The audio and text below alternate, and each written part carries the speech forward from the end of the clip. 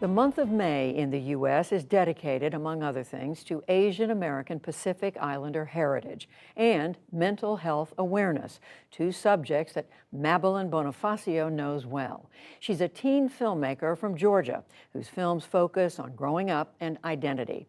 Faiza Oshar, who is the host of our Student Reporting Lab's Youth Mental Health podcast, On Our Minds, recently spoke to Bonifacio about the toll Asian American stereotypes take on teen mental health and well-being.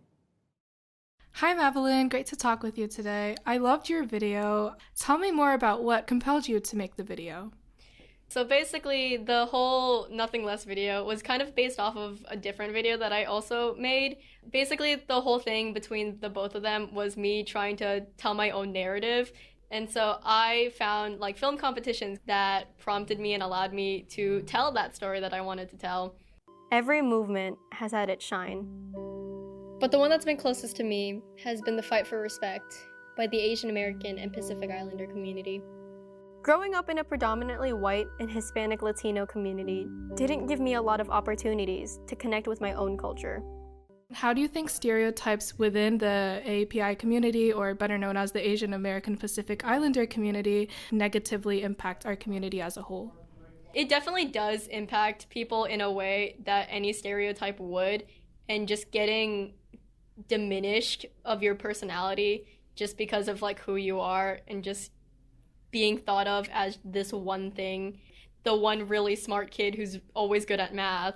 Like that was always something for me growing up. I would always feel like I could not do less than, because everyone was like, oh, she's the Asian kid. She's gonna get straight A's. She's gonna get straight 100s. Mm-hmm. So how has this like kind of diminishing or like boiling down your accomplishments as just an Asian, how has this impacted your mental health?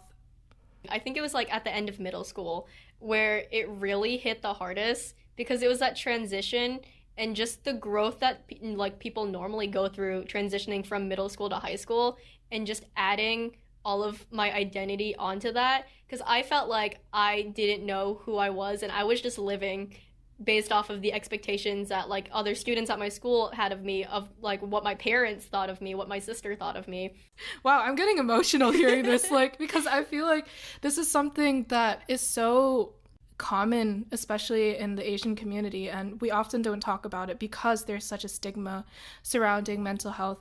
Sometimes the first step in people's lives is to like acknowledge the presence or existence of mental health issues.